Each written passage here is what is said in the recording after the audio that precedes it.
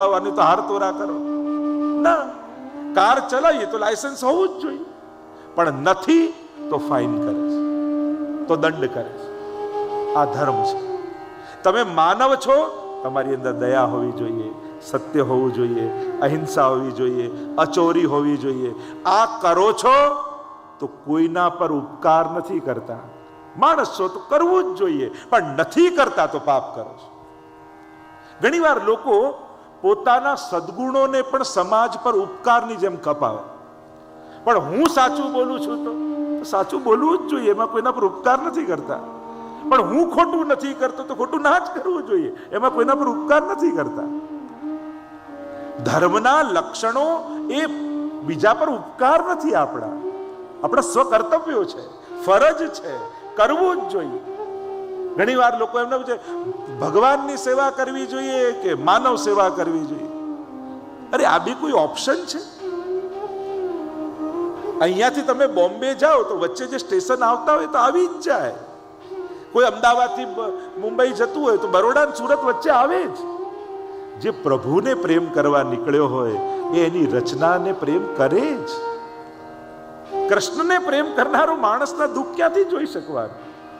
આ કઈ જુદી વસ્તુ નથી, આ તો રસ્તામાં આવતા પડાવો છે, સહજ છે. આને ઓપ્શન ન માનો. નહીં તો લોકો એનો ઓપ્શન માને કે માનવ સેવા કે પ્રભુ સેવા. અરે આ બે જુદું છે જ નહીં. પ્રભુ સેવા કરતો હોય એ માનવી પર દયા કરે જ, માનવ સેવા કર્યા વગર રહે જ નહીં. પણ લોકો એમ કે માનવ સેવા એ જ પ્રભુ સેવા, તો પછી એને કેવું બોલતા ધ્યાન રાખજો. પછી વધેલું ન આપતો, પછી બગડેલું ન આપતો, પછી બચાયેલું ના આપતો. જો માનવ સેવા પ્રભુ સેવા માને છે તો પ્રભુને સર્વોત્તમ આપે છે, તો પછી એ માનવીને પણ સર્વોત્તમ આપશે. જો તમે એને પ્રભુ સેવા માનો તો પછી પ્રભુને વધ્યું ઘટ્યું ન અપાય. પછી તો એને શ્રેષ્ઠમાં શ્રેષ્ઠ આપવું જોઈએ, તો પછી તમે કહી શકો. અને એટલા માટે આ બધા એકબીજાના પૂરક છે. માનવીને જ્યારે મદદ કરીએ છીએ ત્યારે આપણું હૃદય વધારે કોમળ બને છે, પ્રભુ ભક્તિ માટે તૈયાર થાય છે. અને પ્રભુને જે પ્રેમ કરે છે એની રચના ઉપર દયા રાખે છે. અને એટલા માટે ધર્મ એ બીજા પર કરેલો આપણો ઉપકાર નથી, આપણી જાતનું કલ્યાણ છે. પણ કેવલ આ જ કરવાથી પ્રભુ પ્રાપ્તિ થતી નથી, મોક્ષ પ્રાપ્તિ થતી નથી. એનાથી તો પુણ્ય પ્રાપ્તિ થાય છે. અને પુણ્યથી કાં લૌકિક સુખ મળે કાં સ્વર્ગ મળે. પુણ્યના બે ફળ કયા છે કે ક્યાં ભાગ્ય બની અને તમને સુખ આપે, અને કાં તમને સ્વર્ગ આપે. પણ આ બંને વસ્તુ, સ્વર્ગ તો શું છે, ક્રેડિટ કાર્ડ જેવું છે, બેલેન્સ હોય ત્યાં સુધી ચાલે ખાતામાં, નહીં તો પછી ફેંકી દેવાનું. પુણ્યોનું બેલેન્સ છે ત્યાં સુધી સ્વર્ગમાં રહેવા મળે. પાછું ક્ષીણે પુણ્ય મૃત્યુ લોકમ વિશંતિ, પુણ્ય સમાપ્ત થાય એટલે પાછું ભૂલોકમાં આવી જવું પડે. અને એટલા માટે આ બધું જ કરી, ધર્મ કરી પ્રભુ પ્રાપ્તિ નથી થતી, કારણ કે આ માનવ ધર્મ છે. બીજો છે આત્મધર્મ. હું ભગવાનનો અંશ છું. અને શાસ્ત્ર એમ કહે છે યો યદંશ સતમ ભજેત, જે જેનો અંશ હોય એને અંશીને ભજવું, ત્યારે જ પૂર્ણ થઈ શકે. તો માનવ તરીકેનો દેહ ધર્મ અને આત્મા તરીકેનો આત્મધર્મ, આ બંને ધર્મ નિભાવે ત્યારે પૂર્ણ ધાર્મિક થયો કહેવાય. અને એટલા માટે તમે બધી જ માનવ સેવા કર્યા પછી જ્યારે ઠાકોરજીની સેવા કરો છો અને પ્રભુને કહો છો કે પ્રભુ આ જે કાંઈ પણ પુણ્યો કર્યા એ તારા ચરણોમાં સમર્પિત કરું છું, તો પુણ્યો પણ બંધન રહેતા નથી. અને પ્રભુ આગળ માંગો છો કે પ્રભુ એવું બળ આપ કે હજી હું સમાજની સેવા કરી શકું, ત્યારે એ બળ મળતું હોય છે.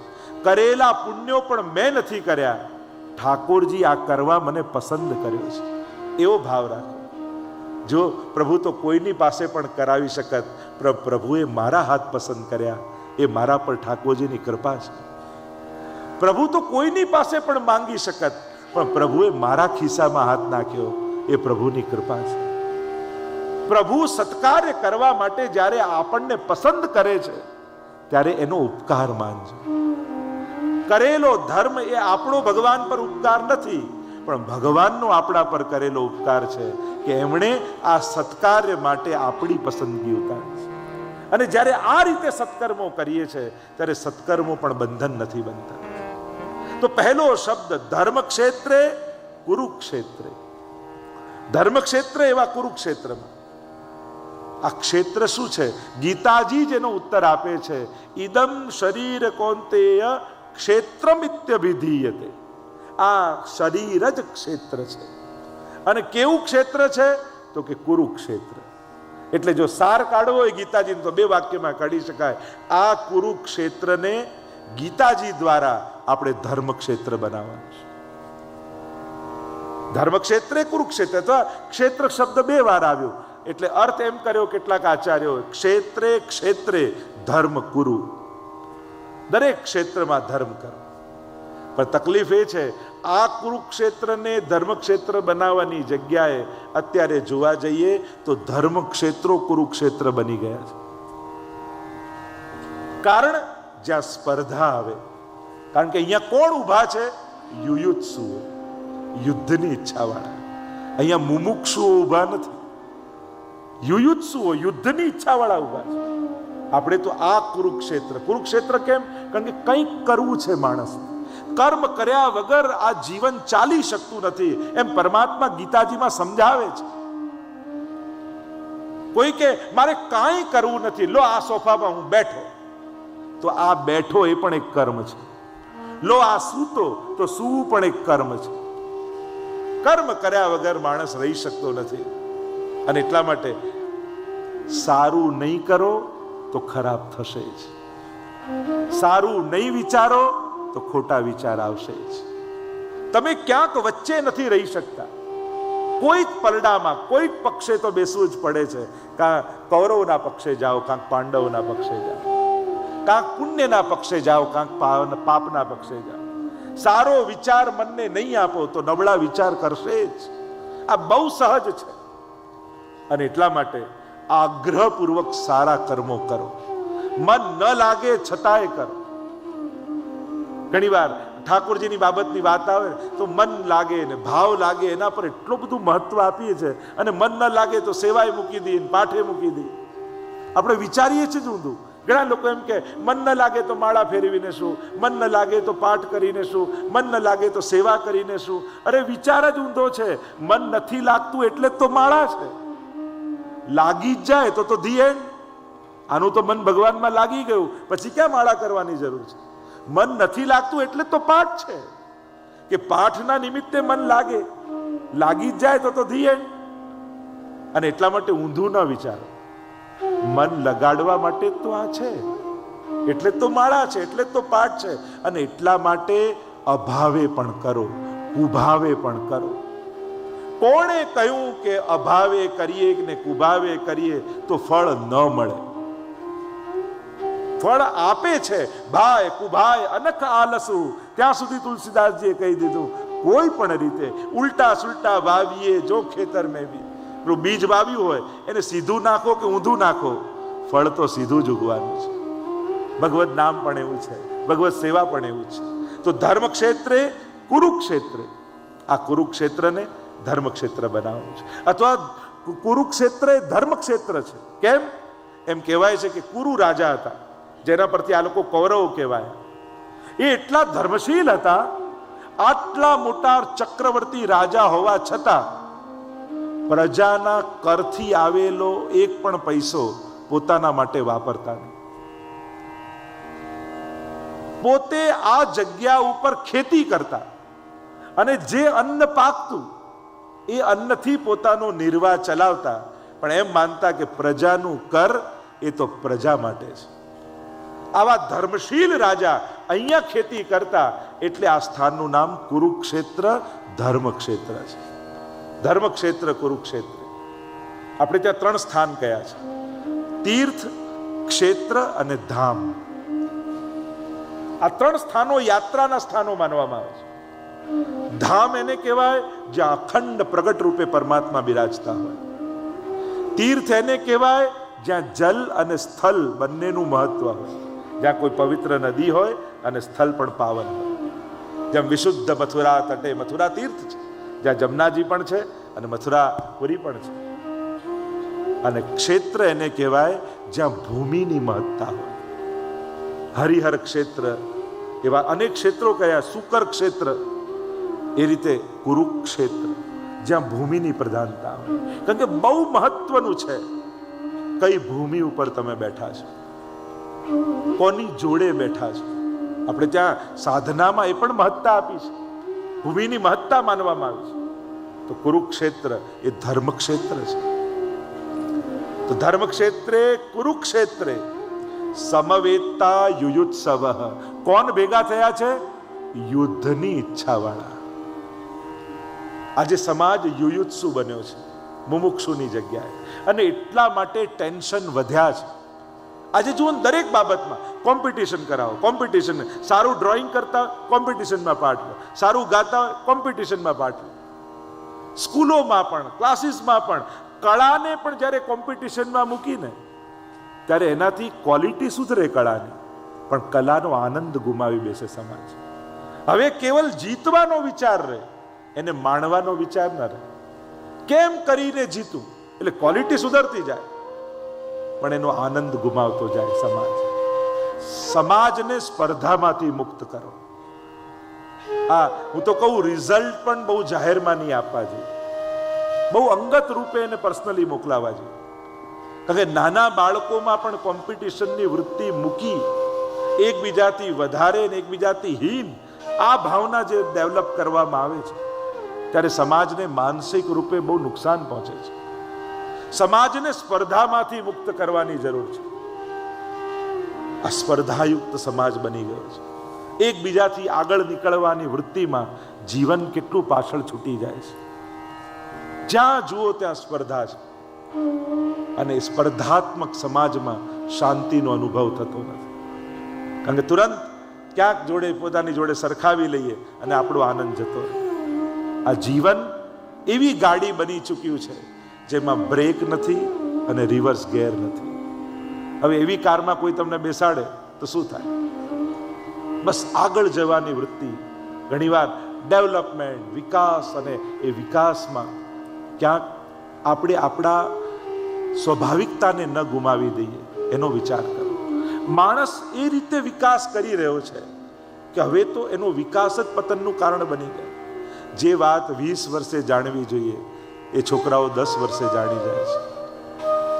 જે રીતે માનવ સમાજને એની ઉંમરના હિસાબે મળવું જોઈએ એ વસ્તુ એવું થઈ ગયું છે કે બધું જ સુલભ થઈ ગયું છે. ક્યાંક આવા પ્રકારનું ડેવલપમેન્ટ માનવ જાતિનું પતન તો નહીં કરી દે ને, એની ચિંતા હવે વિચારકોને સતાવા લાગી છે. શું આ ઉંમરમાં આ વાત જાણવી એના માટે હાનિકારક નથી?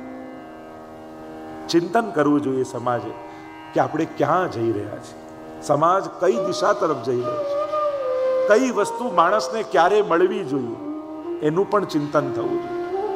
અને એટલા માટે હવે માણસની, કારણ કે જે પ્રગતિ પ્રસન્નતા ન આપે એ પ્રગતિ પતન કરનારી છે. અને એટલા માટે પ્રગતિની સાથે પ્રસન્નતાનો વિચાર કરજો કે હું જીવનમાં આગળ વધ્યો તો મારી પ્રસન્નતા વધી, મારા મિત્રો ને સ્વજનો વધ્યા, અને એમ લાગે કે પ્રસન્નતા ગુમાવીને પ્રગતિ કરી છે ત્યારે માણસે ચિંતન કરવું જોઈએ. યુયુત્સુ વૃત્તિ આવી છે. અહીંયા પણ બધા યોદ્ધાઓ છે, લડવા વાળા છે, એકબીજાને મારવાની ઈચ્છા વાળા છે. ભાઈઓ ભાઈઓ એકબીજાને મારવા તૈયાર થયા છે. એક વસ્તુ યાદ રાખજો, વસ્તુઓની પાછળ સ્વજનોને ન ગુમાવતા, સંપત્તિ પાછળ સંબંધો ન ગુમાવતા, સંબંધોને કાપવાની ઉતાવળ ન કરતા. ઘણીવાર આપણે ઉકેલ ન લાવી શકીએ તો સમય લાવી દેતો હોય છે, પણ ઘણીવાર બહુ ઉતાવળે ઉકેલ લાવવામાં વધારે ગુચ્ચમ થઈ જતી હોય છે. ઘણીવાર દોરી ગૂંચવાય ને આપણને થાય કે જલ્દી ઉકેલીએ, એવી ગૂંચવાઈ જાય કે પછી કાપવું જ પડે, અને કાપ્યા પછી ગાંઠ મારવી પડે, અને દોરીને જેટલી ગાંઠો મારીએ એટલી દોરી ટૂંકી થતી જાય. તમે જેટલી ગાંઠો મારો એટલી દોરી ટૂંકી થતી જાય. પડે ગાંઠ પડ જાય, એ ગાંઠ ગાંઠ જ છે. અને એટલા માટે સંપત્તિ પાછળ સંબંધોને ગુમાવતા નહીં. અહીંયા સંબંધીઓ લડવા આવે. પેલા એકવાર કોઈ સોનાને હથોડી મારતું હતું અને લોઢાને હથોડી મારતું હતું, તો સોનાએ પ્રશ્ન કર્યો લોઢાને કે મને પણ હથોડી પડે છે તને પડે છે, પણ તારામાં આટલો મોટો અવાજ કેમ આવે છે, મારામાં તો નથી આવતો. ત્યારે લોઢાએ કીધું કે જ્યારે પોતાના જ આ પોતાને મારવા બેઠા હોય ને ત્યારે દર્દ મોટો થતો હોય છે. મારી જ લોઢાની હથોડી મને જ મારી રહી છે અને એટલા માટે દર્દ વધારે થાય. બહારના લોકો જેટલા દુઃખી ન કરી શકે એટલો હક આપણે સ્વજનોને આપતા હોઈએ છીએ અને સ્વજનો દ્વારા આવતું દુઃખ એ વધારે દર્દ આપનારું હોય છે. અહીંયા યુયુત્સુઓ ભેગા થઈ ગયા છે સંબંધીઓ.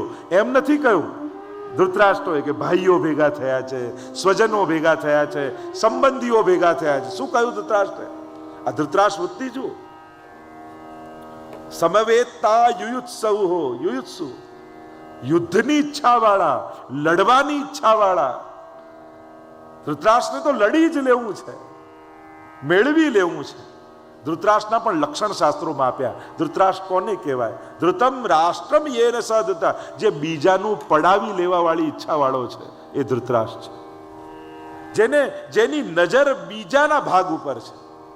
આનું મને ક્યારે મળી જાય, આ ધૃતરાષ્ટ્ર વૃત્તિ છે. અનેક લક્ષણો આપ્યા છે. મામકાહા પાંડવાસ છે. આ બીજી ધૃતરાષ્ટ્ર વૃત્તિ બહાર નીકળી. મારા અને પાંડુના પુત્રો. શું પોતાના સગા ભાઈના દીકરા પોતાના નથી?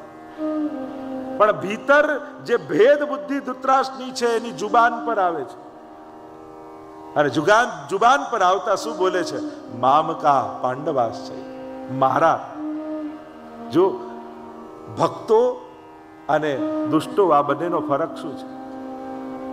ભગવાન તો જો તમે જેવું બોલો એવું કરે. આપણે કહીએ મારું મારું મારું તો ભગવાન કે તને મારું, અને આપણે કહીએ તારું તારું તારું તો પ્રભુ કે તને ભવસાગર તારું. આજ ગીતાજીની શરૂઆત મામકાથી થાય છે, મારા મારાથી. એટલે ગીતાજીના અંતમાં યુદ્ધ થયો. એ જ તમે ગોપીઓ પાસે જાઓ, ગોપી ગીતની શરૂઆત તાવકાથી થાય છે. પહેલો શ્લોક જયતિ દેદિકમ જન્મનાવ્રજ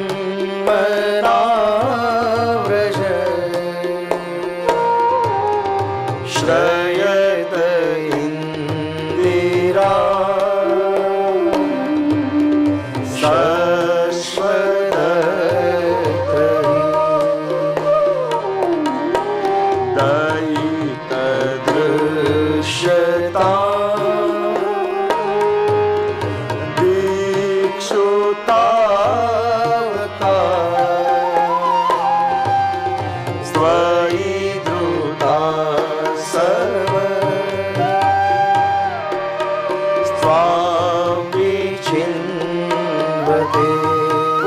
मेरे साथ ओ श्रीनाथ जी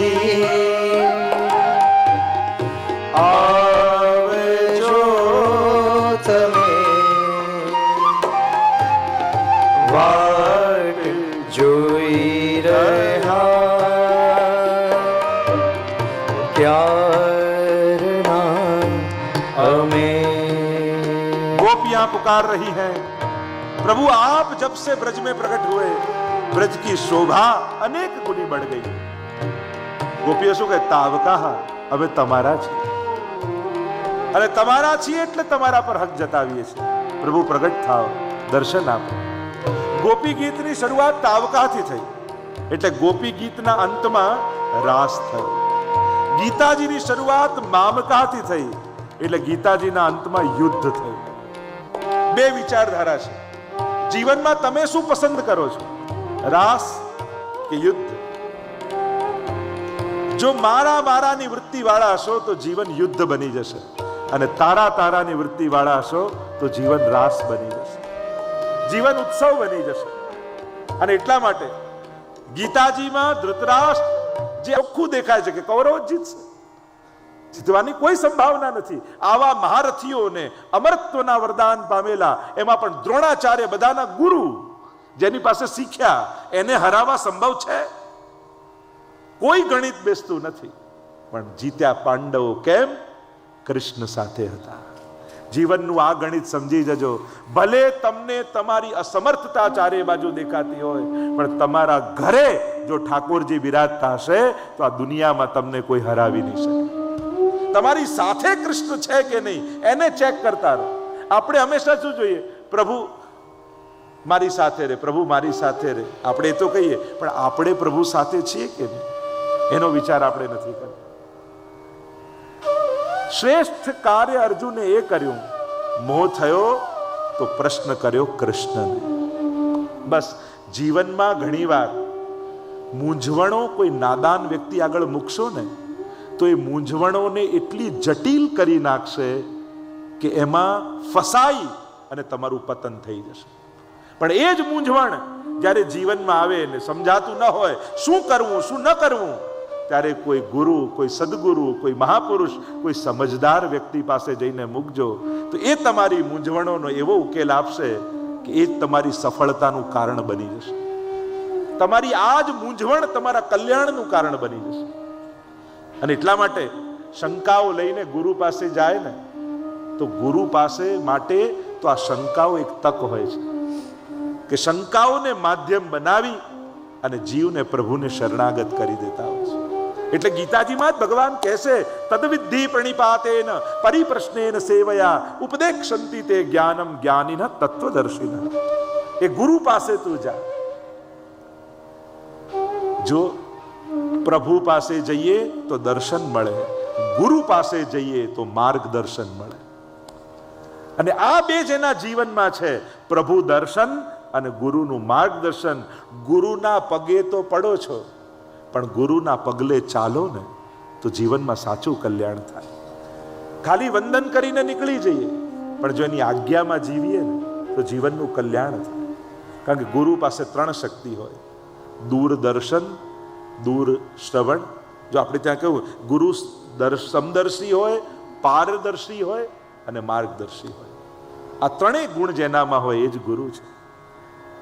ગુરુ બનીને પ્રભુ અર્જુનનો સ્વીકાર કરે છે. કારણ કે જ્યારે અર્જુનને સમજાય નહીં કરવું શું ન કરવું, ત્યારે એક સમજદારી કરી કે મને સમજ નથી પડતી એનો સ્વીકાર પ્રભુ આગળ કરી લીધો. આ બહુ મોટી વાત છે. પોતાની અજ્ઞાનતાને સ્વીકારવું એ જ જીવનનું સૌથી મોટું જ્ઞાન છે. માણસ પોતાનું અજ્ઞાન અને પોતાની ભૂલ આ બે સ્વીકારી લે ને તો એના અડધા પાપ તો ક્ષણમાં સમાપ્ત થઈ જાય. ભગવાનને 3 બાબતમાં બહુ હસવું આવે. એક માણસ એમ કે ને, મને બધી ખબર છે, મને સમજાવવાની જરૂર નથી. પ્રભુ હસે છે. માણસ બીજું આમ જો બોલે ને, મેં મારું ફ્યુચરનું બધું પ્લાન કરી રાખ્યું છે, ભગવાન ખૂબ હસે. આ તારું પ્લાનિંગ છે, મારો પ્લાન કંઈક જુદો છે. યા માણસ એવું બોલે ને, હું છું ને તો બધું ચાલે, જે દિવસે હું નહીં રહું તો ખબર પડશે કેમ ચાલે છે, ત્યારે પણ ભગવાન હશે કે તું નહીં રહે ને ત્યારે વધારે સારું ચાલશે. કારણ કે ઘણી વાર નડતર રૂપ જ આ હોય, આ જાય એટલે બધું વધારે સારું થઈ જાય. આ તો આંગળીમાં પાણીને આંગળીમાં નાખવા જેવું છે. આપણે આંગળી નાખીએ ને આમને એમ લાગે જો ખાડો પડી ગયો, પણ જ્યાં આંગળી કાઢો ને ક્યાં પુરાઈ જાય. દુનિયામાં ભગવાને કોઈ એવો મહત્વનો બનાવ્યો જ નથી કે જેનાથી દુનિયાનું કામ રોકાય. કેટલા મહાપુરુષો આવ્યા, મહાત્માઓ આવ્યા, અવતારો આવ્યા, વિચારકો આવ્યા, પણ કોઈ ના ગયા પછી દુનિયા રોકાઈ નથી. કોઈ એટલું મહત્વનું ભગવાને બનાવ્યું જ નથી આ દુનિયામાં કે ભગવાનના સર્જનમાં કોઈ કમી આવે. અને એટલા માટે જ્યારે માણસ એમ કે હું નહીં રહું તો ખબર પડશે કેમ ચાલે, એવા બધા જ લોકો જતા રહ્યા છે અને બધાનું બધું સારું ચાલી રહ્યું છે. કોઈ નાથી કંઈ રોકાતું નથી. અને એટલા માટે આ 3 બાબતમાં ભગવાન ખૂબ હસે છે. અર્જુને એક કામ ઉત્તમ કર્યું, 2 હાથ જોડીને કહ્યું, શિષ્યસ્તેહમ સાધિમામ ત્વામ પ્રપન્નમ. હું આપનો શિષ્ય છું. ઘણીવાર ગુરુને ત્યાં જઈને પણ ખાલી હાથે કેમ પાછા આવીએ છીએ?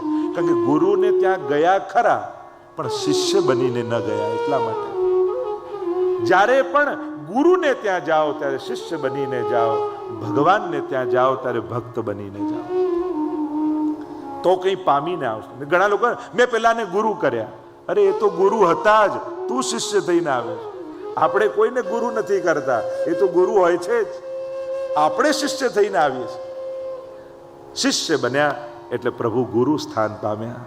અને ગુરુની ચરણ જેને મળે શિર પર ધરું તો શિર પર ધરું મારા ગુરુની ચરણ રજ હું તો શિર પર ધરું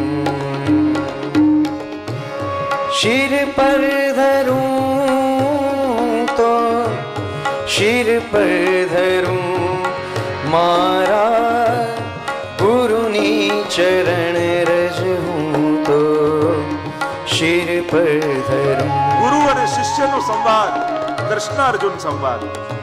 શિષ્ય બન્યા અને હવે ગુરુ બનીને ઉપદેશ આપવા લાગ્યા, જ્ઞાન આપવા લાગ્યા.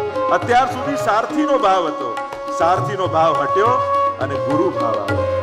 વેદ પુરાણ જેનો મહિમા વખાણે, વેદ પુરાણ જેનો મહિમા વખાણે, જાણ્યા પછી હું સિદ્ધને જ્યાં ત્યાં ફરું, મારા ગુરુની ચરણ રજ હું તો શિર પર ધરું. કમલાજીને પૂછ્યું ગુસાઈજીએ, મહાપ્રભુજીને શું કરીને જાણો છો?